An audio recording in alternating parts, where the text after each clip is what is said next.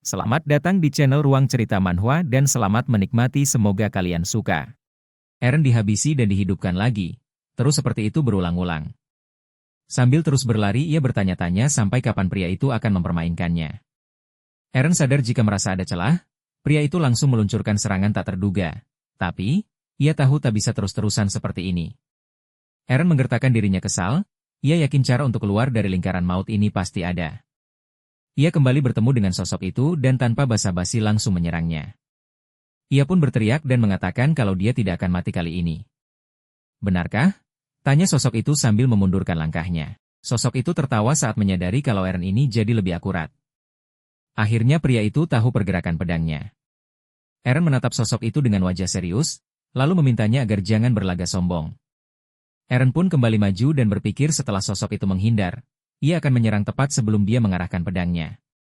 Saat waktunya sudah tepat, Eren pun langsung menyerang sosok itu dengan jurus angin dingin. Serangan itu pun meluncur dengan cepat hingga tak lama terdengar bunyi ledakan. Eren bertanya-tanya dalam hati, apakah kali ini serangannya berhasil? Matanya membelalak kaget, karena sosok itu masih berdiri dengan tegak. Sosok itu mengatakan kalau ini mengecewakan dan ia bisa mendengar suara kematian lain memanggilnya. Ia pun kembali bersiap dengan pedangnya dan mengatakan kalau ia akan menunjukkan pada Eren senjata rahasia yang sebenarnya. Eren yang belum menyerah pun maju dan meminta sosok itu agar jangan konyol karena kali ini gilirannya. Bunyi kedua pedang pun terdengar di seisi ruangan, Eren menggertakkan giginya karena kesal. Lalu tak lama matanya membelalak, kaget karena melihat pria itu menyerap energi pedangnya. Apa-apaan ini? Tanya Eren dalam hati. Ia kembali dikejutkan saat pria itu menyerangnya, hingga ia terdorong ke belakang. Eren mengeluarkan batuk darah dan berpikir kalau pria itu sangat kuat. Kekuatan yang digabung dengan energi pedangnya, memikirkan hal itu membuatnya memaki dalam hati. Pria itu bertanya apakah Eren tidak memperhatikan serangannya tadi. Ia pun mengangkat pedangnya ke atas, lalu mengatakan kalau kekuatannya tadi ia tunjukkan, bisa Eren dapatkan juga. Ia akan memperlihatkannya sekali lagi. Setelah itu pedang yang dipegang langsung mengeluarkan cahaya hitam dan kebiruan. Lagi-lagi Eren dibuat kaget oleh sosok itu. Dia mengenali kalau itu adalah tenaga dalam. Kini cerita beralih ke beberapa bulan lalu, di balai latihan dalam Kastil Bran. Eren berdiri sendirian. Dia menggenggam erat pedangnya, lalu keluar cahaya kehijauan di pedangnya itu. Eren berpikir setelah memanggil Dragon Blessing, ia harus mengendalikan itu dengan tenaga dalam. Ia mengangkat pedang dan berteriak penuh semangat lalu menghantamkannya ke arah patung kayu yang ada di depannya. Seketika itu juga patung kayu langsung hancur. Eren tersenyum senang, ia yakin setelah pertempuran hari itu, ia bisa mengendalikan Dragon Blessing dengan tenaga dalam secara lebih baik. Eren menatap kedua tangannya sambil bertanya-tanya dalam hati, jika ia punya kemampuan untuk mengendalikan kekuatan sebesar ini, apa ia juga bisa mengendalikan serangan yang lain? Misalnya menyerap energi dari serangan lawan. Eren ingat kalau adiknya juga mengatakan bahwa tenaga dalam berbeda dengan sihir. Tenaga dalam adalah kekuatan untuk menciptakan wadah baru. Ia pun berpikir ini berarti, kemungkinannya tidak terbatas. Eren yakin setelah melewati level tertentu, peluang baru akan terbuka. Ia menggaruk kepalanya karena untuk itu, ia memerlukan seseorang yang bisa menerima serangannya. Ia pun bertanya-tanya apakah Rommel bisa. Ia pun menyingkirkan pikiran itu dan kembali berlatih. Ia mengeluarkan jurus pedang besar hingga mengeluarkan cahaya penghijauan di pedangnya. Cerita kembali di mana Eren kini sudah ada di depan pintu masuk. Setelah lagi-lagi dihabisi oleh sosok itu. Ia terengah-engah, lalu mengingat apa yang dilakukan sosok itu sebelumnya. Kini ia tahu ternyata kekuatan yang menyerap energi pedang tadi adalah tenaga dalam. Eren berpikir kalau begitu, ia juga bisa mengambil energi pedang itu menjadi miliknya. Ia pun berlari untuk menyerang sosok itu lagi. Tanpa basa-basi Eren pun menyerang pria itu, kali ini sosok itu terkejut dengan serangannya. Pria itu mengatakan kalau akhirnya Eren sadar juga. Eren berteriak meminta agar pria itu jangan banyak omong dan tunjukkanlah keahlian pedangnya. Pria itu pun dengan senang hati akan melakukannya. Sosok itu pun mengeluarkan kekuatannya hingga pedangnya mengeluarkan cahaya kehitaman. Eren bisa melihat bagaimana sosok itu menggunakan tenaga dalamnya. Ia pun akan menggunakan seluruh tenaga dalamnya untuk menyerap energinya. Perlahan tapi pasti Eren berhasil melakukannya. Ia menarik pedangnya lalu mengeluarkan jurus pedang besar keempat, angin siklon. Ia menatap sosok itu dengan tajam, lalu menghunuskan pedangnya. Eren bertanya-tanya apakah serangannya kali ini berhasil. Pedangnya berhasil mengenai salah satu tubuh pria itu dan perlahan sosok pria itu pun menghilang. Di hadapannya kini keluar cahaya kemerahan yang membuat Eren kaget. Ia bertanya-tanya, simbol menyeramkan apakah itu? Ia pun menebak-nebak, kalau itu mungkin lingkaran sihir. Tapi, dengan cepat ia menyingkirkan kemungkinan itu karena menurutmu itu terlihat seperti altar. Tak lama muncul sesosok sama kecil yang tengah bermain dengan kupu-kupu.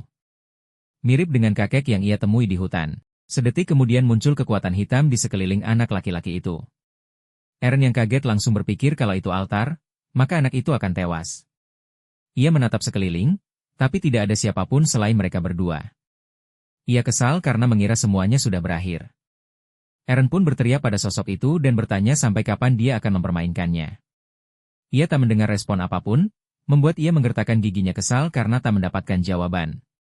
Eren maju untuk menyelamatkan anak itu, tapi lingkaran hitam itu menghalanginya. "Minggir, kubilang minggir," ucap Eren sambil memukul-mukul lingkaran hitam itu dengan kesal. Ia berteriak saat melihat lingkaran hitam itu mulai menutupi anak laki-laki yang ada di depannya. Tak lama Eren mendengar suara dari belakang yang memanggil nama Duncan. Dia pun menoleh ke belakang dan melihat sosok Slayer. Sosok itu melewati Eren seolah-olah tidak melihatnya. Akhirnya Eren sadar kalau kini ia sedang melihat masa lalu orang itu. Sosok itu menebaskan pedang untuk menghancurkan lingkaran hitam dan menyelamatkan bocah kecil itu. Pria itu menghampiri Duncan dan memintanya untuk cepat bangun. Bocah itu menatapnya dengan bingung, karena tidak mengenalinya. Ia pun membuka topengnya sehingga anak itu tahu kalau yang di depannya ini adalah pamannya. Pria itu menyuruh Duncan agar keluar dari sini sekarang juga. Karena pintu situs bersejarah akan segera ditutup. Bocah itu pun menangis dan menanyakan bagaimana dengan pamannya. Pria itu menjelaskan jika tidak ada satupun yang tinggal di lingkaran sini ini, situs bersejarah dan seluruh desa akan hancur sedikit. Ia pun kembali meminta keponakannya agar cepat pergi, tapi ucap Duncan dipotong oleh pria itu yang langsung berteriak, "Cepat!" Bocah itu pun berlari, dan berjanji pada pamannya kalau ia akan memanggil semua penduduk desa. Ia pasti akan menyelamatkan pamannya itu. Setelah pintu tertutup pria itu menundukkan kepalanya tanpa mengatakan sepatah kata pun. Tak lama terdengar suara seseorang yang tertawa dan menghina pria itu. Pria itu pun tentu kaget yang mendengar suara tak asing bagimu. Begitupun dengan Eren yang sadar kalau itu adalah suara naga dari kasti Demacion. Ia sampai melihat ke sekeliling mencari sosok wanita itu tapi tak menemukannya. Pria itu langsung berdiri dan mengangkat pedangnya ke segala arah. Ia marah dan meminta agar tunjukkan wujudnya sebelum bertarung. "Apa kau tidak takut memakai kekuatan dewa kuno?" teriak pria itu dengan penuh amarah. Naga itu kembali bersuara dan mengatakan kalau yang harus ia lakukan hanyalah mengurung pria itu dengan kekuatan dewa kuno. "Kenapa aku harus repot-repot muncul di depanmu yang memiliki kekuatan untuk menghabisiku?" ucap naga itu. Menurutnya jika pria itu ingin hidup, seharusnya tidak usah datang ke sini.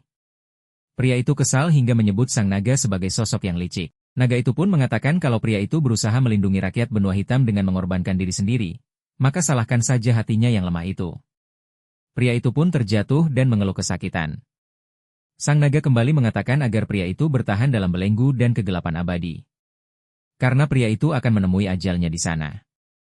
Eren menatap pria itu dan bertanya-tanya dalam hati apakah Slayer ini mengorbankan diri untuk menyelamatkan rakyat benua hitam. Eren dibuat kaget saat mendengar seseorang di belakangnya yang mengatakan, keinginan untuk menyelamatkan seseorang walau harus mengorbankan diri sendiri. "Apa ada orang yang ingin kau selamatkan?" tanya Slayer itu. Eren pun memikirkan Kainus. Seketika itu juga pedang yang menancap di depannya itu mengeluarkan sinar biru dan hitam. Sosok Slayer itu mengatakan, orang yang rela mengorbankan dirinya demi orang lain, jadilah pemilik pedang ini. Tak lama cahaya yang ada di pedang itu semakin terang dan mengubah pedang miliknya menjadi pedang yang sangat mirip dengan yang dipakai sosok Slayer. Melihat hal ini, tentunya membuat Eren terkejut. Ia kembali mendengar, sosok itu mengatakan, ikutlah bersamanya untuk membebaskan rakyat benua hitam dari bayangan Curmela. Eren menggumamkan kata Slayer, tapi ia tidak mendengar apapun. Ia pun menarik pedangnya lalu pergi keluar. Di luar, ketiga orang yang sejak tadi menunggu pun kaget saat melihat pintu terbuka. Mereka pun langsung melihat sosok Eren. Rex menghampiri dan menanyakan kondisi pria itu. Eren diam saja tak menjawabnya. "Duk?" tanya Rex bingung. Eren pun mengajak mereka untuk pergi. Rex bertanya kemana. Eren menarik pedangnya yang langsung mengeluarkan cahaya yang menyilaukan. Lalu, menjawab dengan wajah yang sangat serius, kalau mereka semua akan pergi menangkap naga gila. Di kastil Demacion yang megah. Naga wanita itu, memperhatikan semuanya melalui bola kristal yang ada di tangannya. Tubuhnya gemetar hebat, tapi tetap merasa manusia rendahan itu tidak tahu terima kasih dan malah ingin melawannya. Ia sangat kesal dan akan menghancurkan Eren agar pria itu tidak bisa melawannya lagi. Naga itu pun mengangkat tangan dan memanggil para pelayannya, meminta mereka untuk menghukum yang menentangnya. Langit pun tiba-tiba berubah menjadi hitam dan merah, diiringi dengan suara petir. Lalu tak lama keluarlah monster-monster yang dipanggil wanita itu. Wanita itu yang melihatnya pun tertawa kecil hingga tak lama berubah menjadi tawa yang terbahak-bahak. Kini cerita beralih ke desa Luntra, di mana Eren sudah berdiri di depan para prajuritnya yang sudah berkumpul. Ia pun mengatakan pada para prajurit kalau mereka sedang menghadapi perang besar, yaitu perang dengan naga pemilik kastil. Ia pun menunjuk kastil megah yang ada di sampingnya. Para prajurit pun terkejut saat mendengar kalau mereka akan menyerang naga. Mereka tak mengerti bagaimana bisa melawan makhluk legendaris begitu. Suasana pun menjadi ribut tapi, tak lama Miller tertawa, ia heran kenapa prajurit Imperium penakut sekali. Ia akan menghancurkan seluruh kastil dengan bom, jadi para prajurit urus saja sisanya. Eren meralat ucapan Miller dan mengatakan kalau mereka tidak akan masuk ke dalam kastil. Kastil adalah wilayah Cerumela. Mereka tak perlu mengambil risiko walau sudah tahu tentang itu. Oleh karena itu, Eren berpikir kalau mereka akan menyeret Cerumela keluar dari kastil. Tak lama mereka dikagetkan dengan suara petir yang sangat kencang. Eren terkejut saat melihat banyaknya monster yang menghampirinya. Ia pun langsung bersiap dengan pedangnya dan meminta mereka jangan panik dan angkat senjata. Para prajurit pun terkejut tapi tetap bersiap dengan senjata masing-masing dan Miller dengan obor di tangannya. Eren sudah menduga kalau wanita itu mengawasi semuanya. Tapi, serangan kali ini justru mereka sambut dengan baik. Ia maju untuk menyerang monster itu dengan pedangnya. Monster itu menghampiri dengan mengeluarkan suara yang kencang. Eren pun mengayunkan pedang barunya ke arah monster hingga para monster itu berhasil ia habisi. Ia terkejut karena masih ada monster yang selamat, yang kini bersiap menyerangnya. Tak lama Miller melindunginya dengan mengarahkan obor ke para monster. Pria tua itu mengatakan dengan semangat jika ia tidak akan membiarkan Duke bertarung sendirian.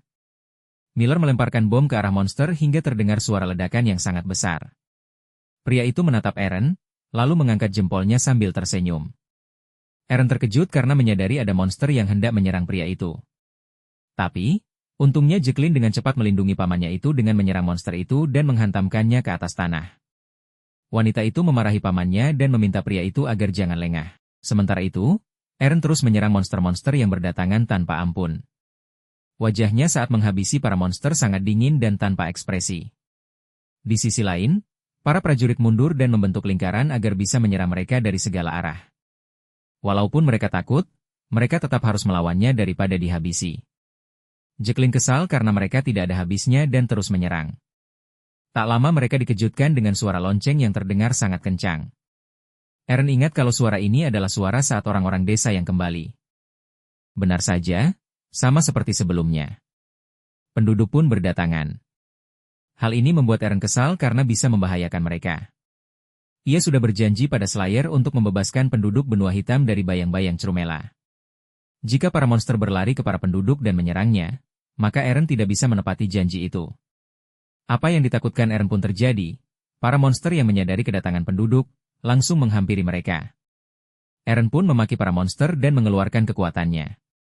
Ia berteriak kalau lawan mereka adalah dirinya. Dengan secepat kilat, ia menghampiri mereka dan menyerap energi para monster itu. Di sisi lain Jacqueline yang melihatnya pun keheranan karena Eren hanya mendapatkan pedang. Tapi kekuatan apa yang kini ia lihat itu? Rex yang melihatnya pun terkejut tapi ia tahu kalau Duke sedang menyerap kekuatan sihir mereka. Ia pun bertanya-tanya apa yang akan Duke lakukan dengan kekuatan sihir yang diserapnya itu. Setelah dirasa cukup, Eren pun mengeluarkan jurus pedang besar ketiga, angin dingin. Energi yang diserapnya cukup besar. Lalu tak lama, ia pun mengayunkan pedangnya ke arah para monster. Monster pun berteriak lalu menghilang dari hadapan Eren. Pria itu terengah-engah setelah menggunakan kekuatan itu. Saking lelahnya, Eren sampai menopang tubuhnya dengan pedang. Itu adalah absorpsi Slayer. Ia berpikir apakah perlu waktu lebih lama untuk terbiasa dengan kekuatan ini. Penduduk desa menghampiri Eren dengan jalan yang gontai. Seseorang memanggilnya dan bertanya apakah pria itu penerus Slayer. Di sisi lain di dalam kastil, Cerumela menyaksikan semuanya dari bola kristal. Tangannya gemetar, kesal karena monsternya dihabisi. Tapi ia berpikir kalau para monster itu tidak berguna. Bola kristal perlahan retak. Kalian tidak bisa menangkap satu manusia dan malah menghinaku? Tanya Crumela dengan nada kesal. Wanita itu menggenggam bola kristal semakin erat karena menahan emosinya. Tapi tak lama bola kristal itu pecah. Crumela tahu kalau Eren tidak hanya mendapatkan pedang, tapi juga kekuatannya. Ia pun memutuskan kalau ia sendiri yang akan maju. Wanita itu melirik ke samping dan memanggil Logan. Pria itu pun langsung datang dan menunggu perintah sang naga. Crumela pun menanyakan mengenai persembahan. Logan tidak menjawab. Crumela menatapnya tajam dan memerintahkan agar cepat siapkan ritual pemanggilan. Di sisi lain, Eren, Jacqueline dan Miller kini sudah berada di dekat tambang. Mereka pun menyiapkan sesuatu dan Miller mengatakan kalau sekarang tinggal melempar apinya. Api pun ditaruh di dalam gerobak, lalu ia mendorongnya dengan kuat. Mereka pun menunggu, sementara Miller hanya tertawa senang karena ia tahu kalau ini sudah saatnya meledak. Benar saja, tak lama pun terdengar ledakan yang sangat kencang hingga bebatuan di depan mereka pun hancur. Pria tua itu tertawa senang karena perkiraannya benar. Bahan peledak Miller ini, tidak lebih dan tidak kurang. Bisa diledakkan sebanyak yang diinginkan. Jacqueline yang penasaran pun bertanya pada Eren kenapa harus tambangnya. Eren menjelaskan kalau ini hanya tindakan sementara. Untuk mengeluarkan Crumela dari kastil, mereka harus mengeliminasi yang diinginkannya satu persatu. Eren berpendapat kalau naga itu berbeda dengan Kainus. Naga ini terlihat bodoh dan kurang sabar. Selain itu, menurutnya, jika diblokir begini, penduduk tidak perlu pergi lagi bekerja seperti budak. Jacqueline pun mengatakan walaupun Slayer muncul kembali, ia rasa masih belum cukup untuk melepaskannya dari sihir naga. Penduduk masih harus menambang mineral. Tiba-tiba Rex menghampiri mereka dan memanggil Eren dengan nada panik. Dengan nafas terengah-engah, ia memberitahukan kalau Crumela muncul di luar kastil. Eren pun bangga karena merasa kalau cara ini bekerja lebih cepat dari perkiraannya. Tapi, penduduk desa juga menuju ke tempat Crumela berada, ucap Rex panik. Eren, Jacqueline dan Miller pun terkejut mendengar apa yang baru saja dikatakan Rex. Cerita beralih ke wilayah Bran, di benua Karen. Banyak orang yang memasuki wilayah akibat bencana yang dialami belakangan ini. Sambil terus mengawasi penduduk desa lain yang masuk ke wilayah Bran, Rommel memaki para orang yang menurutnya tidak tahu malu itu. Karena di saat tak cukup dengan menyatukan kekuatan, sekarang malah pengikut Vivian dianiaya. Momennya pas sekali saat Duke Eren dan Sharel sedang tidak ada. Permisi, Komandan, ucap Kane. Rommel pun menoleh ke belakang di mana Kane berada. Pria tua itu bertanya sampai kapan Rommel berencana menerima pengungsi. Pria bertubuh besar itu beralasan kalau kebanyakan dari mereka adalah pengikut Vivian, jadi ia harus menampung mereka semaksimal mungkin. Bukankah Duke sudah memerintahkan ini dengan jelas? Ucap Rommel. Kane yang kesal pun berteriak, apa pria itu juga memikirkan penduduk di wilayah Bran? Menurutnya, meskipun ini perintah Duke Eren, ini sudah melewati batas. Karena mereka semua bisa mati kelaparan sekarang juga. Rommel pun tetap pada pendiriannya, ia merasa wilayah mereka masih belum aman. Mereka tidak bisa mengabaikan pengungsi hanya karena kekhawatiran ini. Seorang prajurit menghentikan perdebatan mereka berdua dengan memberitahukan kalau tampaknya seorang utusan datang dari Kastil Valence. Prajurit itu pun menunjuk ke arah depan. Prajurit itu turun dari kudanya dengan tubuh bersimbah darah, kuda yang dibawanya pun terlihat terkena darah. Prajurit itu langsung berlutut dan mengatakan kalau ia datang memberi laporan. Semua pengikut Vivian di Kastil Valence telah dipenjarakan oleh kesatria suci Pares. Apa katamu? Ucap Kane dan Rommel bersamaan. Dengan wajah ketakutan, prajurit itu mengatakan kalau setelah memperingatkan para pengikut Vivian, beberapa hari kemudian, mereka menggeledah kastil. Terlebih lagi, Kapten Bianca telah tertangkap, sehingga prajurit yang tersisa tidak memiliki kekuatan untuk menghentikan mereka. Saat ini, Kastil Valence tidak ada bedanya dengan kastil berhantu. Karena sebagian besar tentara di wilayah itu adalah pengikut Vivian, jadi mereka telah ditangkap. Kane tak menyangka jika ternyata situasinya lebih serius dari yang diperkirakan. Ia menyarankan agar gerbangnya ditutup, tapi Rommel dengan tegas menolaknya karena mereka tidak bisa mengikuti kemauan dari kerajaan suci. Rommel pun memerintahkan prajurit itu agar membawa 100 prajurit bersamanya saat kembali nanti. Pertama-tama, mereka periksa dulu Kastil Valence. Sambil menatap para pengungsi, Rommel berpikir ini mungkin cukup untuk memadamkan api untuk sementara. Tapi, ia tak pernah tahu kapan kerajaan suci akan memprovokasi lagi. Ia harus melindungi orang sebanyak mungkin sampai Suke Eren kembali. Sekitar sebulan setelah bencana dimulai. Ketika separuh kekaisaran hancur. Sesuai dengan rencana Imperium dan Kerajaan Suci. Orang-orang mulai menganggap pengikut Vivian sebagai penyebab bencana. Para tetangga yang menyembunyikan umat Vivian lepas tangan dan mulai melaporkan mereka. Bahkan orang-orang yang hidup dalam persembunyian pun diburu oleh para prajurit.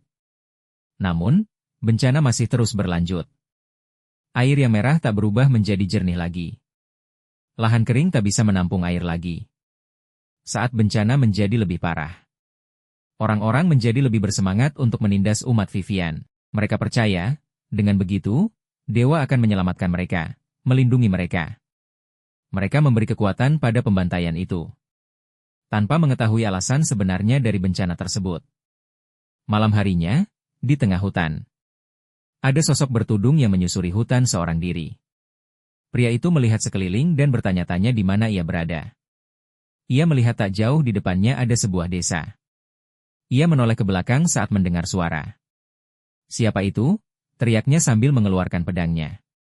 Tak ada siapapun yang keluar, tapi suara itu masih terdengar. Ia pun berpikir apa mungkin monster. Ia pun berteriak lagi, meminta mereka agar jangan bersembunyi dan keluar. Suara-suara aneh kembali terdengar dan terlihat jelas kalau cahaya merah itu adalah sepasang mata.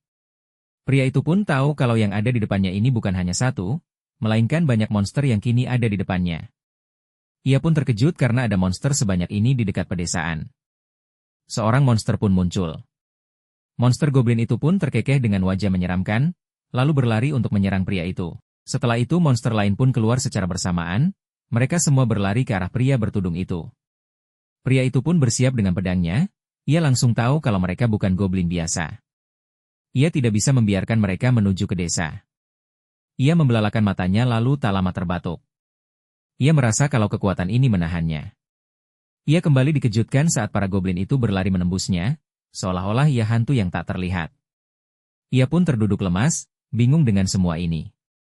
Ia menoleh ke belakang dan memaki dalam hati. Ia tahu jika membiarkan mereka seperti ini, semua orang di desa sana akan dibantai. Pria itu menatap goblin yang perlahan menjauh darinya. Pergi menuju sebuah desa. Gail membuka matanya, ia terbangun dari mimpinya dengan nafas tersengal-sengal. Wajahnya pucat, ia bertanya-tanya mimpi apa tadi itu. "Jangan bilang, ini mimpi ramalan masa depan lagi," tanyanya dalam hati dengan wajah semakin ketakutan hingga mengeluarkan keringat dingin. Sejak Sungai Merah mulai mengalir dari timur, hingga banjir di desa terpencil baru-baru ini. Gail bermimpi beberapa hari sebelum kejadiannya. Tapi, mimpi kali ini agak berbeda. Ia bingung dengan kekuatan yang memakannya itu apa. Tak lama ia memegang dadanya, merasakan sesuatu yang muncul di mimpi. Aura kehitaman pun muncul di sekelilingnya. Sedetik kemudian, Gail berteriak kesakitan. Ia berusaha menahannya dan berpikir kalau ia tidak boleh diambil alih oleh kekuatan ini. Gail pun dikejutkan dengan suara seseorang tertawa dan mengatakan kalau akhirnya Gail mulai membuka matanya. Dengan tubuh gemetar, ia mengambil pedang di sampingnya dan bertanya siapa itu dan memintanya untuk menunjukkan wujudnya. Suara misterius itu mengatakan kalau ia adalah makhluk yang bisa menjadi apa saja, dan melakukan apa saja. Gail yang mendengarnya pun bingung, apa maksudnya? Aura kehitaman itu pun berkumpul jadi satu hingga menampilkan sosok seperti monster. Gail yang melihatnya pun terkejut. "Putraku, hamba abadiku, ikutlah denganku dan temukan ibu yang mengandungmu," ucap sosok itu yang membuat Gail terkejut. Gail meminta penjelasan, kenapa ibu yang melahirkannya bersama sosok itu. Sosok itu hanya mengatakan kalau sebentar lagi Gail akan mengetahui kebenarannya dan meminta pria itu untuk mencari wanita itu. Sosok itu pun langsung menghilang. Tak lama bawahannya membuka pintu dan bertanya apakah Gail baik-baik saja. Ia khawatir karena tuannya itu tiba-tiba berteriak. Dengan nafas yang tersengal-sengal, Gail bertanya dalam hati, pria di depannya ini tidak bisa mendengar suara itu. Ia pun bertanya di mana Isabel sekarang. "Maksud Anda wanita yang memakai baju merah?" Tanyanya lalu mengatakan kalau sepengetahuannya, wanita itu masih tinggal di penginapan dekat ibu kota. Gail pun memerintahkan agar bawa wanita itu kemari. Orang suruhan Gail pun berhasil menangkap Isabel dan kini membawa wanita itu ke dalam penjara. Kepala wanita itu ditutup kain. Mereka mendorong wanita itu agar cepat masuk, pria lain mengeluh karena Isabel sangat lambat. Wanita itu sampai terjatuh, tapi ia tidak mengeluh kesakitan atau mengatakan apapun. Seseorang tiba-tiba mengatakan pada kedua pria itu untuk menghentikannya. Isabel tersentak karena mengenali suara ini, tapi ia tetap diam dan mendengar orang itu memerintahkan bawahannya untuk pergi. Wajah Isabella ketakutan hingga mengeluarkan keringat dingin. Ia pernah mendengar suara ini, tetapi ia tidak ingat siapa orang itu. Ia kaget saat mendengar suara langkah kaki yang mendekatinya. Penutup kepalanya pun dilepas dan orang itu meminta maaf atas sikap kasar bawahannya. Orang itu tak lain adalah Gail. Ia kini bahkan tak ragu-ragu memanggil wanita di depannya sebagai ibu. Kitabel pun kaget dan menanyakan apa maksudnya. Dia sendiri tak menyangka yang menyuruh orang untuk menangkapnya adalah orang bijak. Dengan memejamkan mata, Gail mengatakan kalau nama aslinya adalah Aaron Karen. Isabel yang bingung pun mengatakan kalau pria di depannya ini bukan Aaron. Gail menghela nafas, tanpa sedikit kecewa. Tapi ia memakluminya karena sebelumnya ia sudah tahu kalau ibunya itu pasti tidak akan percaya. Ia pun butuh waktu yang lama untuk bisa menerima kenyataan ini. Ia secara perlahan menjelaskan, seperti yang ia katakan pada ibunya, Aaron akan mati di tangan Kaisar 20 tahun kemudian. Dan itu juga masa lalunya. Setelah kejadian itu, ia hidup kembali di tubuh ini. Ia bisa menjadi orang bijak karena meramalkan masa depan yang sudah ia lihat. Isabel yang melihatnya pun Anda bisa diam, tak percaya dengan apa yang sudah ia dengar. Gail menggenggam tangan ibunya dan bertanya apakah wanita itu masih belum percaya. Dengan frustasi ia mengatakan sehari sebelum ibu meninggalkan dirinya dan Cheryl, ibu datang ke kamarnya dan mengatakan, sampai neraka pun, ibu akan melindungi ia dan adiknya. Isabel pun terkejut karena pria di depannya ini bisa tahu. Cerita beralih ke puluhan tahun yang lalu di istana ibu kota Zaven. Di malam hari yang dipenuhi bintang-bintang itu, Isabel mengendap-endap seolah takut diketahui oleh penjaga istana. Ia melirik ke depan dan melihat ada seorang penjaga yang sepertinya tertidur. Melihat kesempatan itu, Isabel pun membuka pintu secara perlahan untuk menemui anaknya, Aaron, yang kini sudah tertidur pulas. Wanita itu menutup pintu secara perlahan agar tidak ketahuan oleh penjaga. Setelah itu ia menghampiri Aaron dan mengelus pipi anaknya dengan sangat lembut. Ia berharap agar putranya itu jangan terlalu marah. Karena alasannya meninggalkan Aaron dan Cheryl adalah demi menemukan cara untuk membebaskan keduanya dari kekuatan itu. Wanita itu menangis sambil menatap putranya. Tak disangka Aaron terbangun dan kaget saat melihat ibunya menangis. Dengan wajah datar, Aaron menyangka kalau ibunya menangis karena mencemaskan ayahnya. Ia menggenggam kedua tangan ibunya dan meminta wanita itu jangan terlalu khawatir karena ia ada di sini. Meski ayah diturunkan dari tahta dan akhirnya meninggal, ia pasti akan melindungi ibu dan adiknya. Aaron mengatakannya sambil tersenyum agar ibunya itu tidak khawatir. Tiba-tiba ibunya memeluknya dengan erat yang membuat Aaron kaget. Isabel berpikir kalau putranya kuat sekali. Tapi, ia merasa Aaron tak perlu melakukan itu. Karena melindungi mereka adalah tugasnya. Aaron yang terkejut pun tidak bisa mengatakan apa-apa. Isabel melepaskan pelukannya, dan mengatakan pada putranya sambil menangis kalau ia akan melindungi mereka berdua sampai neraka sekalipun. Setelah itu mencium kening putranya dan meminta agar Aaron tidur kembali. Ia merasa seharusnya tidak membangunkan putranya itu. Ia pun perlahan meninggalkan Aaron. Putranya itu bertanya apakah ibunya itu tidak apa-apa kembali ke kamar sendirian. Isabel menoleh dan sebisa mungkin tersenyum dan menjawab tidak apa-apa karena istana ini masih jadi rumahnya. Pintu pun tertutup, membuat Aaron terdiam. Cerita kembali ke Isabel dan Gail. Pria itu mengatakan setelah ibunya pergi meninggalkan kamar, ibunya itu menghabisi dirinya sendiri. Tidak, akulah yang berpikir seperti itu, sampai akhirnya kita bertemu lagi di ruang bawah tanah ini, ucap Gail sambil menatap ibunya dengan tajam dan penuh rasa kesal, karena merasa dibohongi selama ini. Dengan tubuh gemetar Gail kembali mengatakan kalau setelah ibunya itu menghilang hari itu, ayah diturunkan dari tahta. Ia dan adiknya harus pergi ke wilayah Bran, seolah-olah mereka berdua diusir. Dengan emosi, ia mempertanyakan kenapa ibunya itu hanya diam saja melihat semua ini, padahal wanita itu masih hidup dan berjanji akan melindunginya dan Cheryl sampai akhir. Wajah Isabel pucat, dan dengan terbata-bata ia menjelaskan kalau semua itu demi putra dan putrinya. Ia melakukan itu demi menyelamatkan Aaron dan Cheryl. Dengan tubuh gemetar, Isabel mengatakan kalau ia tidak bisa menjelaskannya sekarang. Gail yang marah dan pusing pun memegang kepalanya. Ia berteriak pada ibunya yang mencuri peninggalan suci dari kuil Enon. Ibu bilang, semua itu demi kami? Teriak Gail penuh emosi. Isabel terkejut saat pria di depannya ini sudah mengetahui kalau ia mencuri peninggalan suci kuil Enon. Dengan penuh rasa takut, Isabel pun bertanya apakah putranya itu sudah tahu semuanya. Gail pun menjawab kalau hanya ini yang ia tahu. Gail mengatakan alasannya ingin bertemu dengan ibunya, juga bukan karena itu. Ia menjelaskan kalau ia melihat bayangan aneh yang muncul dan menyuruhnya untuk mencari ibu. Bayangan itu bilang, Ibu adalah wanita yang mengandungnya dan Cheryl. Wajah Isabel pucat, tak menyangka kalau kekuatan itu sudah menampakkan dirinya. Gail yang penasaran pun bertanya siapa sebenarnya ia dan Cheryl. Dan apakah ia bisa hidup kembali berkat bayangan itu. Belum sempat menjawab, Isabel dikejutkan dengan bayangan hitam yang muncul di sekeliling Gail. Pria itu pun kaget saat tiba-tiba kekuatan itu muncul lagi. Ia pun memegang dadanya yang kesakitan. Ia berteriak dan berusaha menahan rasa sakit itu. Isabel pun menanyakan apakah anaknya itu tidak apa-apa. Gail berteriak kencang, matanya pun berubah jadi putih. Tak lama sosok itu muncul. "Wahai hambaku yang setia, kau membuatku menunggu terlalu lama, apa kau sudah siap membuka segelnya?" ucap sosok itu. Isabel pun berlutut dan memanggil sosok itu sebagai penguasa para dewa. Ia mengatakan kalau persiapan belum siap.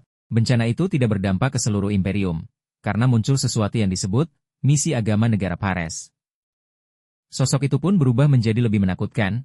Ia marah karena wanita di depannya beralasan bahwa agama dewa yang lebih rendah itu mengganggu otoritasnya. Ia belum bisa bereinkarnasi, jadi Isabel harus bersyukur karena ia tidak bisa menghukum wanita itu. Waktunya tinggal sedikit, ia meminta Isabel agar cepat buka segelnya. Perlahan sosok itu menghilang dan di saat yang sama, Gail berteriak kesakitan. Setelah bayangan itu menghilang, nafas Gail terengah-engah. Ia menatap ibunya yang masih berlutut dan bertanya-tanya dalam hati, apa benar ibunya ini ada hubungannya dengan bayangan itu? Gail pun ambruk, Isabel baru berani mengangkat kepalanya. Pria itu merangkak mendekati ibunya dan bertanya apa yang sebenarnya wanita itu siapkan. Isabel sebenarnya ingin memberitahu putranya setelah persiapannya selesai. Tapi akhirnya, ia harus menjelaskannya sekarang. Isabel mengatakan kalau Gail dan Cheryl punya kekuatan istimewa sejak lahir.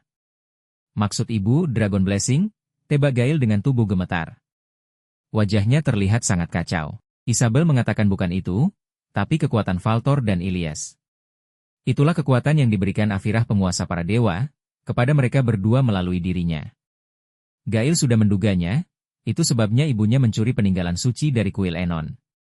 Dengan tubuh yang masih gemetar, Gail bertanya apakah ibunya itu akan mengikuti perintah Afirah untuk membuka segel kekuatannya. Dengan tegas, Isabel menjawab tidak, ia akan menyegel kekuatan itu sepenuhnya. Kekacauan, yang tak diketahui apakah dia muncul dengan sendirinya atau ada yang menciptakan. Namanya dikenal sebagai Afirah.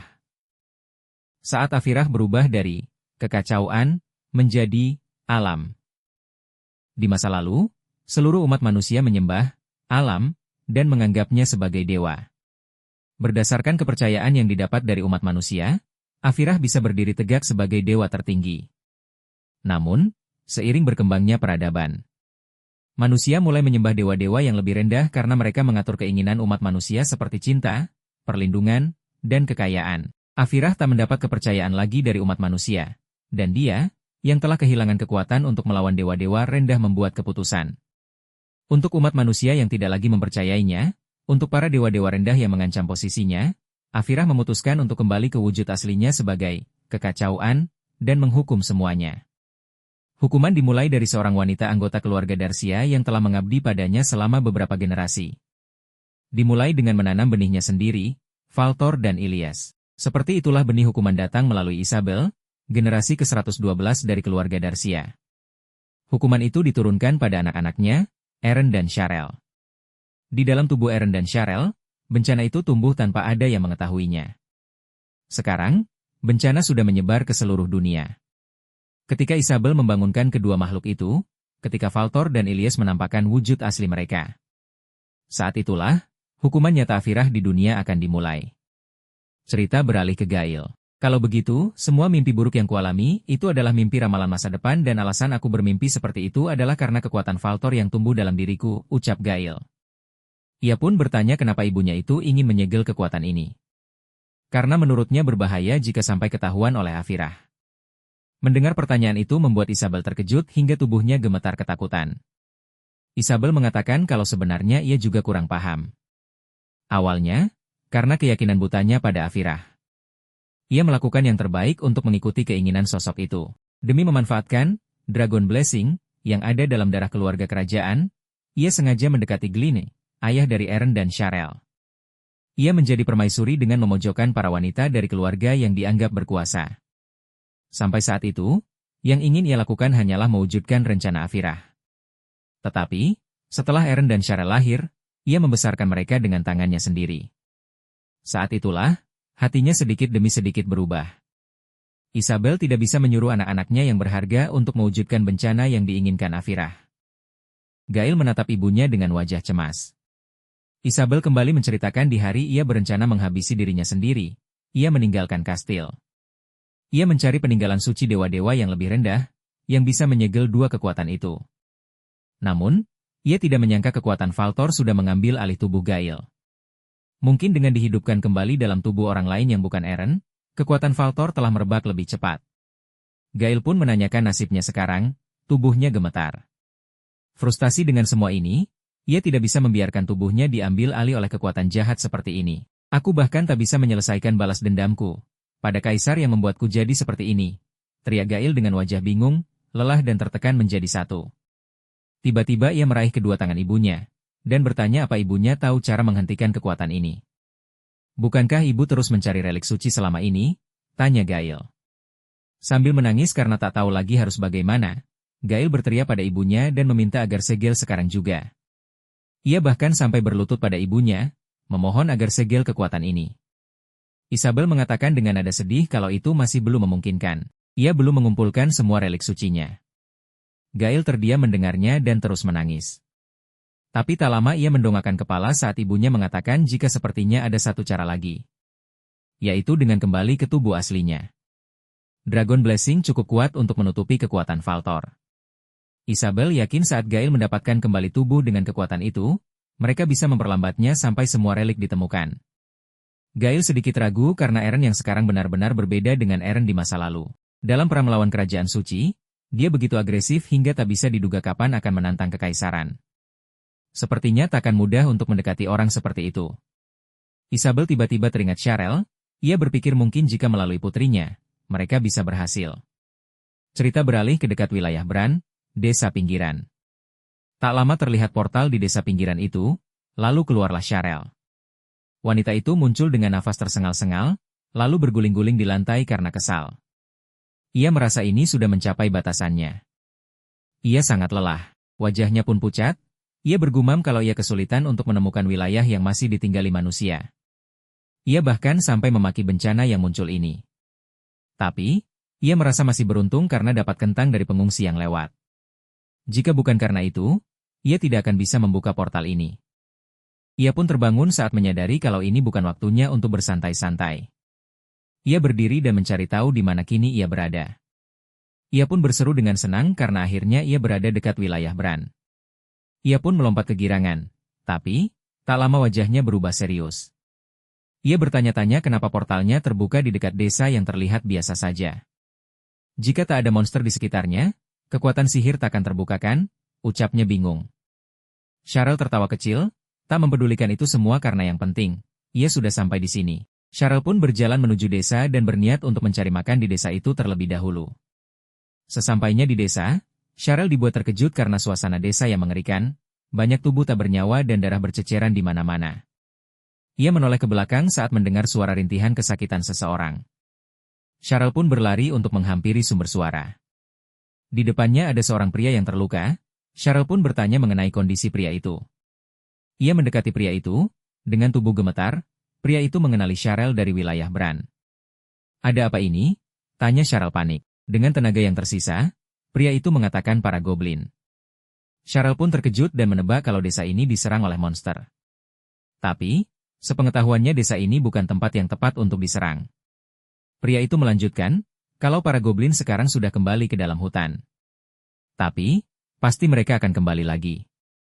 Sorot matanya terlihat sangat ketakutan saat memberitahukan kalau mereka bukanlah goblin biasa. Mereka lebih kuat dan sepertinya mereka dirasuki oleh sesuatu. Pria itu kembali meringis kesakitan. Saat Cheryl melihatnya, ia tahu kalau itu luka dalam yang parah. Ia pun meminta pria itu untuk berhenti bicara. Tangan pria itu terangkat seolah-olah ingin meraih Cheryl, memohon pada wanita itu agar lindungi penduduk wilayah Bran. Sedetik kemudian, tangan itu terjatuh, tanda kalau pria itu sudah meninggal. Perlahan Cheryl menutup mata pria itu, ia berdiri dan mengangguk. Memberi penghormatan terakhir padanya. Ia berjanji akan kembali dan memperbaiki desa. Cheryl pun berharap semoga kedamaian menyertai pria itu. Cheryl menatap sekeliling, ia merasa kalau ini jelas sekali. Serangan kali ini juga salah satu jenis bencana. Hal yang sama akan mulai terjadi di seluruh penjuru Imperium. Ia membalikkan tubuhnya dan berjalan meninggalkan desa itu. Ia berpikir kalau wilayah Bran harus diselamatkan lebih dulu. Saat Cheryl sudah kembali ke Kastil Bran, Rommel dan Cain menjelaskan semua yang terjadi selama ia pergi. Ia pun memukul meja dengan kesal dan memaki mereka semua. Ia bertanya apa yang mereka rencanakan dengan bersembunyi di balik Imperium. Memanfaatkan ketidakhadiran kami untuk menyerang Kastil Valence, ucap Cheryl dengan wajah kesal. Ia pun bertanya dengan nada emosi pada Rommel, mengenai kemajuan perbaikan Kastil Valence. Rommel memberitahukannya jika sudah hampir selesai. Tapi, pasukan Pares memenjarakan semua pengikut Vivian, jadi kini kastil itu hampir kosong. Pria itu menghela nafas sedih karena sebagian besar penduduk yang tersisa di wilayah tersebut adalah pengikut Pares.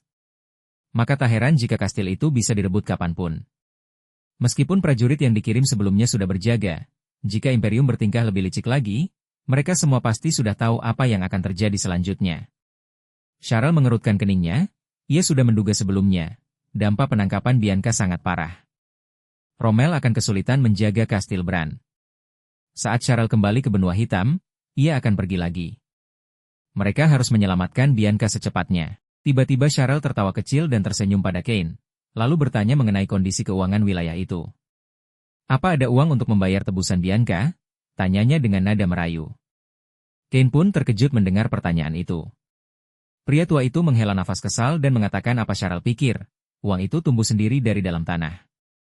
Cain pun menjelaskannya dengan emosi kalau penjualan air suci sudah dipotong setengahnya karena bencana tersebut, segala sesuatu menjadi langka.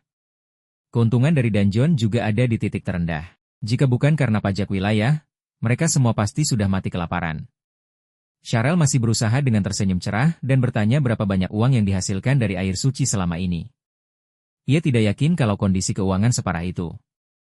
Cain menggeram kesal dan menatap Cheryl tajam. Anda kira pemeliharaan wilayah terjadi begitu saja? Ucap Cain mengeluarkan semua emosinya.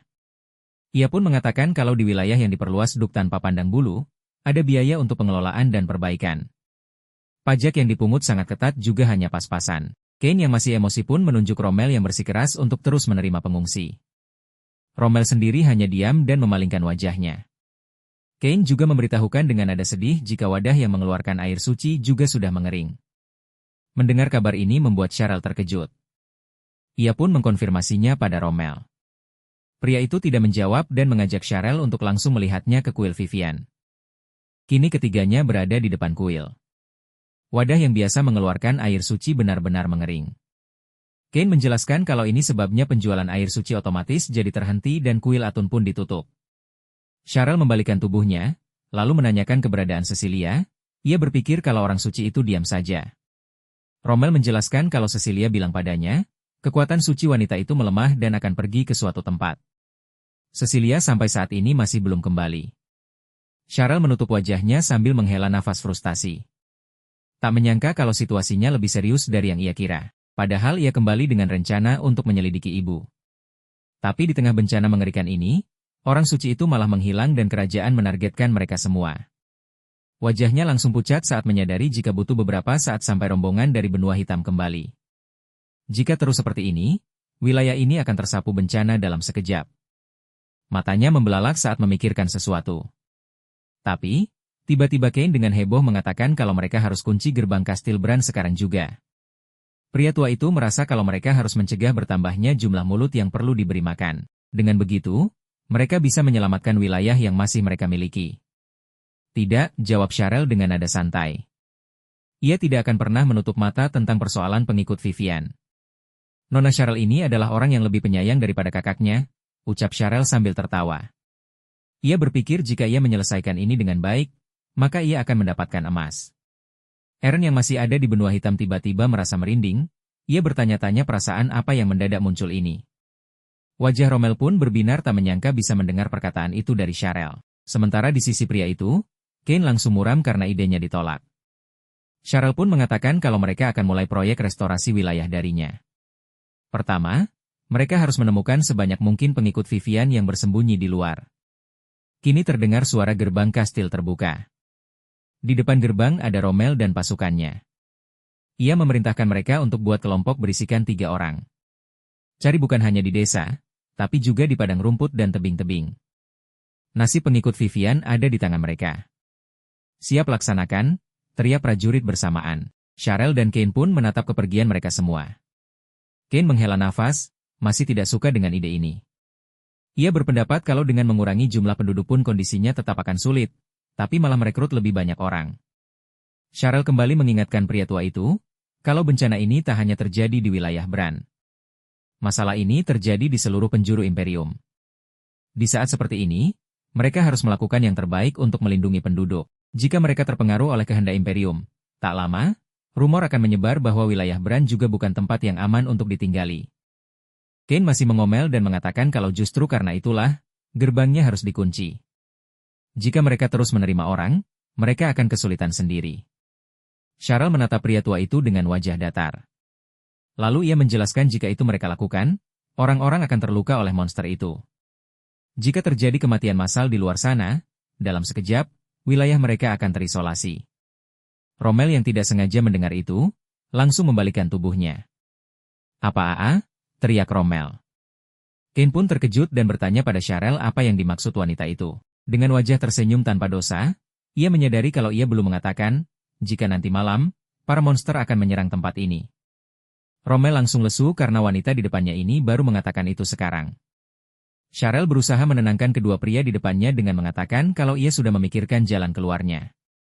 Tanpa mendengarkan penjelasan wanita itu, Rommel membalikkan tubuhnya, berniat menyiapkan prajurit untuk perang. Cheryl pun menahannya dan mengatakan kalau itu tidak perlu karena ia akan memancing para monster itu. Wanita itu menyeringai seolah-olah sudah menyiapkan semuanya dengan matang. Rommel menatap Cheryl datar, ia sudah tahu kemampuan wanita itu, tapi menurutnya bahaya jika melakukannya sendirian.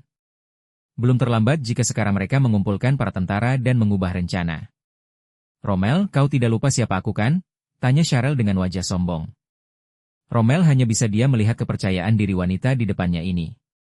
Cheryl mengatakan kalau tujuannya ada 2. Jangan sampai ada penduduk yang terluka dan memberitahu keberadaan para monster itu ke Imperium. Lalu, itu akan menjadi pembenaran untuk menyelamatkan Bianca.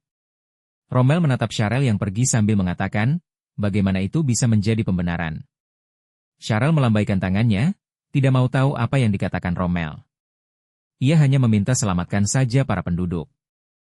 Ia akan tidur siang dulu untuk memulihkan kekuatan sihirnya. Kedua pria itu terdiam melihat sikap Cheryl, mereka tak tahu harus berkata apa.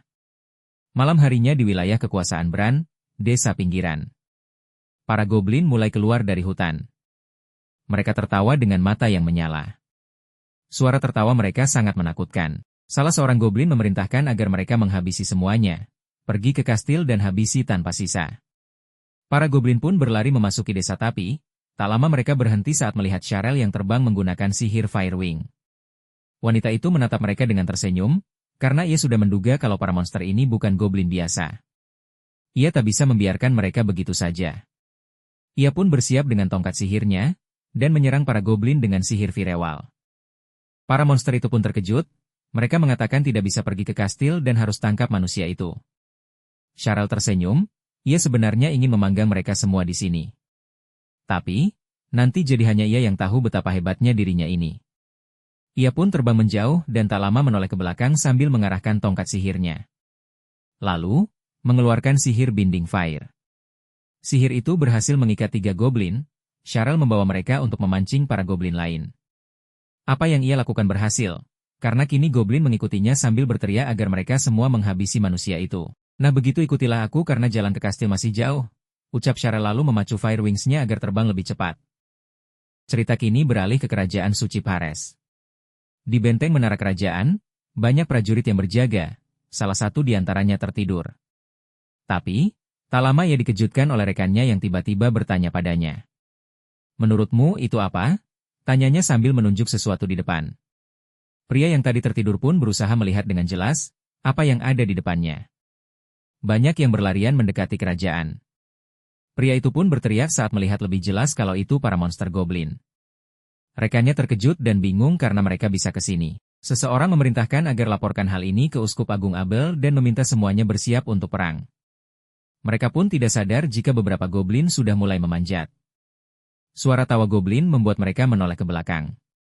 Goblin itu bersiap menyerang dengan belati di tangannya sambil mengatakan kalau mereka sudah tiba di kastil. Habisi mereka. Perkataan mereka hampir sama saat berada di kastil Bran. Mereka berusaha menyerang prajurit kerajaan suci dengan membabi buta.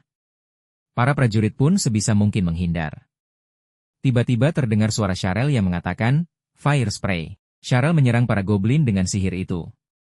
Suara teriakan goblin pun terdengar silih berganti. Sharel turun tepat di benteng menara. "Kakau," ucap prajurit itu kaget saat melihat Sharel menyelamatkan mereka. Wanita itu mengedipkan matanya dan mengatakan kalau ini dirinya, Sharel Karen, penyihir terbaik wilayah Bran. Abel pun muncul dan berteriak, menanyakan apa yang terjadi di sini. Pria itu kesal karena berani-beraninya orang sesat seperti Sharel memasuki tanah suci. "Kau menginjakkan kaki sembarangan?" teriak Abel tidak suka. Mendengar ini membuat Sharel kesal, ia pun mengatakan kalau ialah yang menyelamatkan orang-orang Abel. Ia pun melirik salah satu prajurit itu pun membenarkan semua ucapan Sharel. Walaupun masih kesal, Abel hanya bisa terdiam menerima kenyataan kalau musuhnya yang membantu pasukannya. Sharel menatap pria itu tajam dan mengatakan kalau dia boleh tegas, tapi jangan marah-marah. Ia pun menunjuk para goblin yang berlarian menuju ke Kekaisaran Suci. Menurutnya, lebih baik mereka pikirkan cara untuk mengalahkan mereka. Sambil menghela nafas, Sharel memberitahukan kalau ia datang untuk membantu. Abel tak merespon ucapan Sharel, ia membalikkan badan karena berpikir tak perlu bantuan dari anak kecil. Pria itu pun mengangkat tongkatnya dan memanggil Dewa Pares yang agung. Memohon sang dewa agar menurunkan tongkat besinya. Hening, tak terjadi apapun, ini membuat Abel terkejut. Ia pun kembali mengangkat tongkatnya, mencoba sekali lagi. Tapi, hanya keheningan yang ia dapat. Melihat ini membuat Sharel menggoda Abel dengan mengatakan hal yang sama dikatakan pria itu sebelumnya. "Beraninya kau?" teriaknya kesal sambil membalikkan tubuhnya. Ia terkejut karena wanita itu menghilang. Sharel sudah terbang dengan Firewing miliknya, hendak menghabisi semua goblin. Wajahnya sangat serius, ia merasa ini benar-benar aneh karena Pares juga sama dengan Vivian. Imperium sedang kacau, tapi para dewa dan dewi itu diam saja. Sharel menggelengkan kepalanya, berusaha tidak peduli dengan hal itu. Ia harus fokus melakukan tugasnya saja, tanpa memikirkan hal lain. Sharel pun mengarahkan tongkat ke bawah di mana para goblin berada dan mengeluarkan sihir Flame Shower. Suara ledakan pun terdengar sangat dahsyat. Setelah perang dengan para goblin, kini Abel tengah berada di ruang kerja Paus. Ia menjelaskan semua yang terjadi pada pria tua itu. Paus tidak percaya dengan apa yang baru saja ia dengar dari Abel. "Apa maksudnya itu? Adiknya membantu kita?" tanya Paus. Abel mengatakan pada Paus, penjelasan yang diberikan Sharel padanya. Saat berpatroli di luar wilayah Bran, wanita itu merasa curiga terhadap para monster, lalu mengikuti mereka dan akhirnya tiba di kerajaan. Wanita itu melihat para monster diam-diam memanjat tembok, dan menyadari bahwa mereka akan menyerang kastil. Wanita itu melupakan dendam lama dan membantu kerajaan suci, karena tidak bisa membiarkan rakyat tak bersalah menjadi korban. Abel berpendapat bagaimanapun, memang benar bahwa berkat Sharel, mereka tak mengalami kehancuran besar. Ia pun mengatakan kalau sepertinya hal ini juga tidak akan terjadi sekali. Beberapa goblin mengatakan hal yang sama ketika mereka sekarat. Saat itu goblin mengatakan, pemimpin mereka akan menyerang kastil lagi. Abel merasa kalau kemungkinan, invasi monster kali ini juga merupakan salah satu bencana. Terlebih, Dewa Pares juga tidak menjawab doanya. Mendengar itu membuat Paus terkejut. Tiba-tiba mereka mendengar Sharel menggedor-gedor pintu dengan kencang. Wanita itu berteriak kesal karena mereka membuatnya menunggu lama. Sharel pun membuka pintu dengan paksa dan masuk menemui Paus. "Beraninya kalian menyentuh tubuhku?" "Keterlaluan," ucap Sharel. Dengan marah, Sharel menanyakan maksud mereka memperlakukan orang yang membalas dendam dengan kebaikan. Bahkan ia tak diberi imbalan yang kayak. Paus tersenyum dan meminta maaf karena telat mengucapkan terima kasih. Paus sudah mendengar tentang jasa Sharel dari Uskup Agung Abel. Wanita itu mengibas-ngibaskan tangannya dan mengatakan kalau ia tak butuh ucapan terima kasih. Tak lama ia menyeringai dan memberitahu Paus kalau ia orang yang sangat perhitungan. Ia tidak mau Paus melewatkan hal ini begitu saja. Paus menelan ludahnya lalu bertanya apa yang Sharel inginkan. Dengan semangat, Sharel meminta Kapten Bianca yang ditangkap oleh Ksatria Pares dan juga bebaskan para ksatria Vivian. Abel yang mendengarnya marah dan menyuruh Sharel untuk menarik kembali ucapannya. Ia mengatakan kalau penahanan mereka adalah perintah dari Dewa Pares. Beraninya kau menyuruh kami melawan perintah dewa, teriak Abel.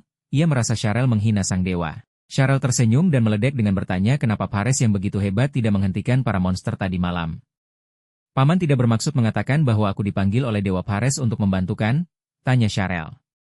Tubuh Abel gemetar menahan rasa kesal, ia merasa wanita di depannya ini sudah sangat kurang ajar. Paus tertawa kecil, sambil menahan Abel dan meminta pria itu untuk sabar.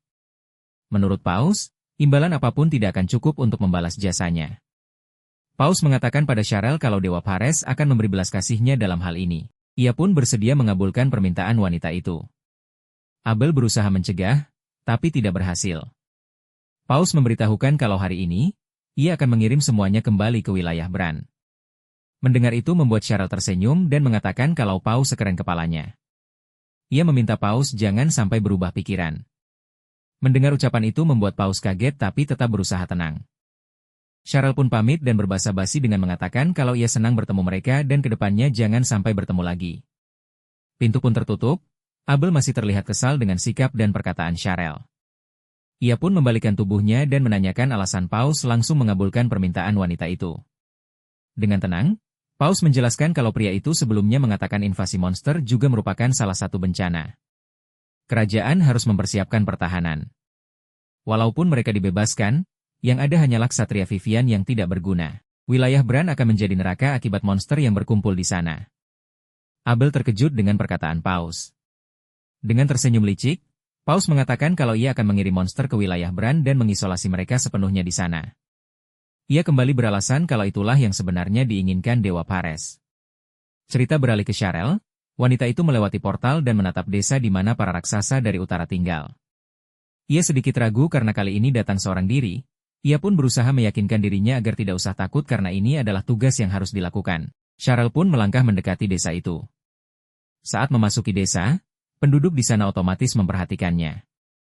Ia menelan ludahnya dan berusaha agar tidak gugup. Ia harus berbicara lantang. Ia dikagetkan dengan ucapan Erik yang mengatakan kalau ia sudah menduga kalau mimpinya tidak salah. Selamat datang, pemimpin yang lain, ucap Erik menyambut Cheryl. Cheryl sempat terdiam, tapi tak lama ia tersenyum karena Erik sudah tahu kalau ia akan datang. Ia jadi bisa langsung ke intinya. Cheryl pun mengatakan kalau para monster akan segera menyerang wilayah Bran, mereka butuh pasukan. Menurut Erik, bantuan pasukan bukanlah hal yang sulit. Ini dikarenakan mereka telah bersekutu dengan wilayah Bran. Ia menjelaskan kalau kali ini, Cheryl pasti tahu betul bahwa memadamkan api saja tidak akan bisa mengakhiri segalanya. Tergantung pada bagaimana wanita itu mengatasi bencana ini, masa depan wilayah Bran akan berbeda. Cheryl yang kesal berteriak kalau ia juga tahu. Itulah sebabnya, ia mendatangi tempat ini. Erik tertawa kecil, dan mengatakan kalau kelihatannya, tekad wanita di depannya ini berbeda. Ia berharap Cheryl tidak mengulangi kebodohan seperti dalam perang dengan sepupunya, Haraldson. Cheryl menahan rasa kesal karena pria di depannya ini mengungkit masa lalu. Akhirnya Erik mengatakan kalau Cheryl bisa membawa 100 raksasa bersamanya. Setidaknya, satu raksasa bisa mengemban tugas 10 manusia. Dengan begitu Cheryl berhasil mendapatkan pasukan 100 raksasa dan kembali ke wilayah Bran. Lalu ditambah Ksatria Vivian yang dibebaskan atas izin kerajaan suci, dan para prajurit yang sebelumnya telah menjaga wilayah Bran di bawah komando Rommel, Cheryl berhasil mengumpulkan ratusan pasukan. Dalam pertempuran ini, tujuan Cheryl hanya ada satu. Yakni, mengisolasi monster yang akan menyusup lewat hutan gelap. Sehingga mereka tidak bisa menginjakan kaki di wilayah Bran. Setelah semuanya siap, Cheryl dan semua pasukan pun berangkat ke hutan gelap untuk menghabisi para monster. Saat malam hari, mereka sudah tiba dan kini berada di atas bukit. Cheryl menoleh ke belakang dan mengatakan kalau sebentar lagi, mereka akan menghadapi para monster yang akan menyerang wilayah Bran. Meskipun invasi ini adalah salah satu bencana yang mengancam seluruh imperium, mereka tidak boleh diam saja tanpa melawan. Mereka akan bergerak maju, dan melindungi semua rakyat yang tidak berdaya. Cheryl pun memerintahkan kavaleri Rommel adalah garda terdepan. Mereka harus mendorong musuh untuk menyusuri jalur hutan. Sementara para raksasa, ia perintahkan naik turun pohon dan membantu para garda depan dari atas. Ksatria suci dan pasukan infanteri diminta untuk mengepung hutan, lalu menghabisi monster yang tersisa. Cheryl memerintahkan mereka semua untuk mengumpulkan para monster di lahan yang terbuka lebar. Tujuan utama mereka adalah memusnahkan para monster sekaligus. Wanita itu mengangkat tangannya yang memegang tongkat sihir, dan berteriak penuh semangat kalau mereka harus melindungi wilayah Bran. Di sisi lain para goblin mulai bermunculan. Mereka tertawa dan mengatakan kalau pemimpin mereka akan memanggil makhluk yang lain. Mereka pun keluar dari dalam hutan dan terkejut saat melihat seorang manusia yang tak lain adalah Cheryl menyerang mereka dengan sihir verbal. Suara ledakan pun terdengar sangat keras. Cheryl yang berada di atas, kebingungan karena tidak tahu kemana para monster itu pergi. Ia pun mengatakan agar para pasukan untuk menyerang. Mendengar perintah itu, para pasukan pun melaju dengan sangat kencang. Sementara para raksasa langsung turun dari pohon dan menyerang para goblin itu satu persatu. Melihat salah satu organnya dihabisi oleh salah seorang raksasa. Para goblin itu pun berteriak ketakutan dan berlari masuk ke dalam hutan. Bianca yang melihat itu memerintahkan pasukannya, agar jangan biarkan satupun keluar dari hutan. Para pasukan pun mengejar goblin yang kini berlarian, mereka menghabisi para goblin satu persatu. Cheryl yang menyaksikan semuanya tertawa kecil dalam hati. Ia berpikir ini lebih mudah dari yang ia kira. Haruskah aku menembakkan api sekarang? Katanya wanita itu dalam hatinya. Saat ia akan menyerang, matanya membelalak saat menyadari ada seekor monster di belakangnya. Monster laba-laba itu mengikat Cheryl dengan jaring laba-labanya. Wanita itu pun berteriak membuat Bianca menoleh ke atas. Ia terkejut melihat masker itu. Sementara Cheryl yang kini posisi tubuhnya terbalik, melihat sosok monster laba-laba yang sangat aneh. Tiba-tiba monster itu diserang oleh senjata Bianca. Wanita itu meminta Cheryl berhati-hati agar tidak jatuh. Terlihat wajah monster itu mengeluarkan darah, lalu turun tepat di depan Bianca. Monster itu pun menyerang wanita yang ada di depannya dengan membabi buta. Bianca sedikit kesulitan menghadapi masa aneh yang ada di depannya ini. Cheryl yang masih bergelantungan di atas memperhatikan monster di bawahnya. Ia bertanya-tanya kenapa monster itu kuat sekali. Sadar kalau ini bukan saatnya untuk diam dan harus membantu Bianca. Cheryl pun berusaha melepaskan ikatan di kakinya. Ia pun mendarat dengan mulus, lalu tak lama mengeluarkan sihir fire spray ke arah monster laba-laba. Sementara Bianca menebas monster itu tepat di matanya. Ia pun menekan pedangnya sekuat tenaga hingga monster itu tewas. Bianca yang khawatir pun menanyakan kondisi Cheryl. Wanita itu hanya menjawabnya dengan anggukan kepala. Ia menanyakan sebenarnya ini makhluk aneh apa. Bianca sendiri menebak kalau sepertinya, ini kombinasi antara dua monster. Ia juga baru pertama kali melihatnya. Mungkinkah ini juga karena bencana? Tanya Bianca.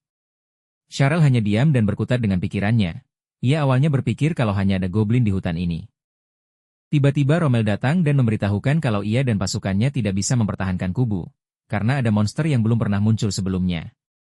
Rommel merasa Cher harus menurunkan perintah lain, mundur atau semacamnya. Di sisi lain, terlihat para pasukan yang dibawa Rommel diserang habis-habisan oleh monster laba-laba yang baru mereka lihat. Cheryl berpikir sebenarnya, sejak kapan mereka terdesak seperti ini? Ia tidak bisa mundur begitu saja. Jika itu terjadi, wilayah Bran akan hancur. Cheryl memejamkan matanya dan berpikir keras untuk menemukan jalan keluarnya. Cheryl mengingat kejadian di saat ia dan Rommel tengah berlatih pedang. Saat itu ia menolak latihan karena menurutnya ia penyihir. Jadi tidak perlu belajar memakai pedang. Rommel dengan sabar mengambil pedang kayu itu dan tertawa kecil.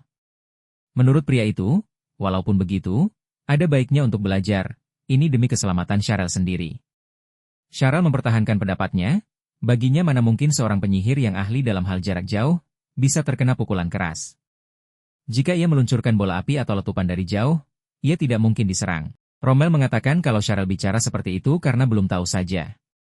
Apa? Teriak Cheryl kesal. Rommel menjelaskan, sama seperti ilmu pedang yang punya keterbatasan, sihir pun ada batasannya. Karena itu adalah hal yang memanfaatkan lingkungan sekitar untuk membuat perubahan besar. Tak peduli seberapapun hebatnya Cheryl sebagai penyihir, meluncurkan sihir tetap memerlukan waktu. Karena itu, banyak penyihir yang bersekutu dengan ahli pedang, demi membangun pertahanan yang tepat untuk diri sendiri. Dengan begitu, penting bagi seorang penyihir untuk memahami ilmu pedang. Rommel yakin, jika Cheryl rajin belajar pedang, wanita itu akan bisa jadi penyihir yang lebih kuat dan bisa melindungi diri dengan baik.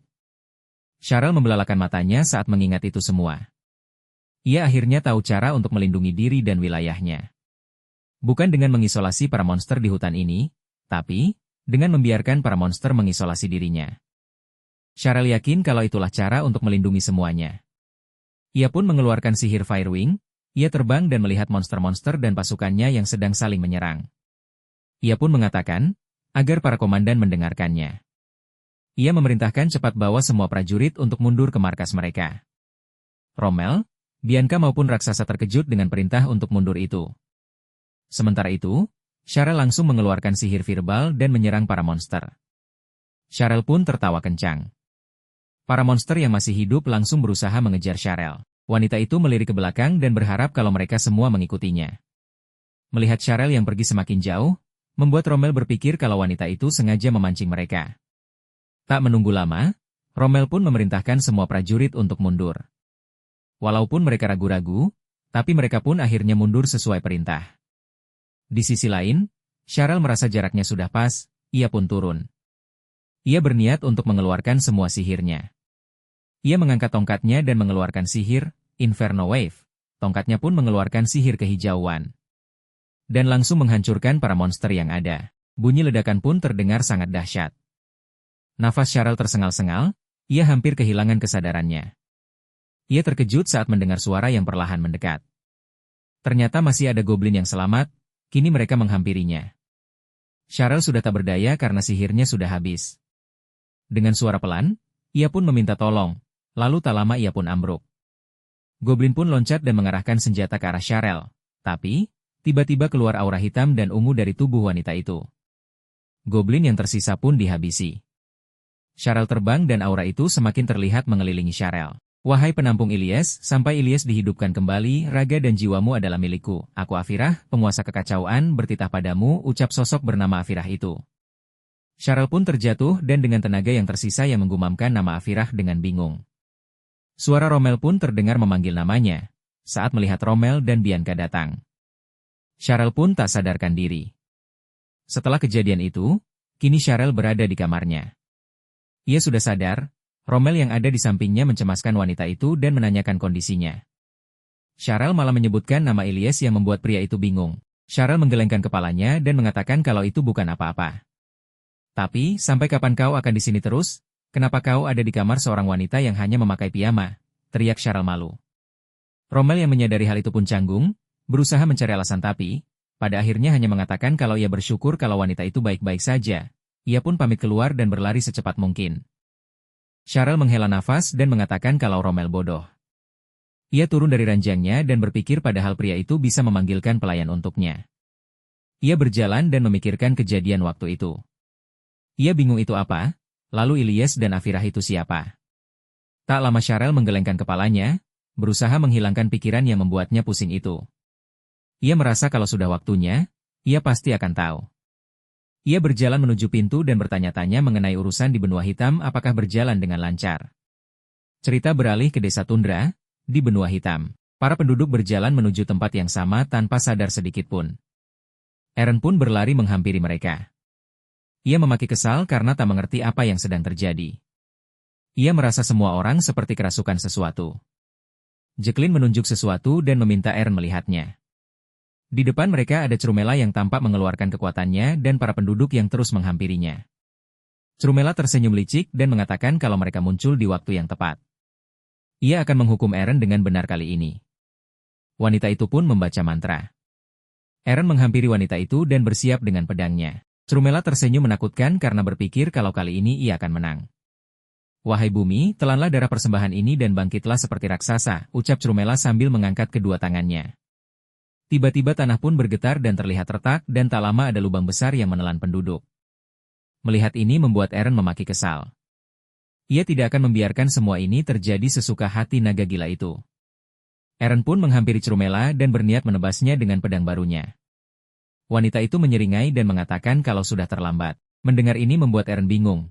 Tapi, tak lama muncul tangan dari lubang itu yang membuatnya kaget. Ia pun berusaha menghindari serangan itu. Terima kasih sudah menonton. Kritik, saran dan kalau mau part selanjutnya langsung aja komen di kolom komentar. Jangan lupa dukung Mimin juga dengan cara like, share dan subscribe. Sampai jumpa di video selanjutnya.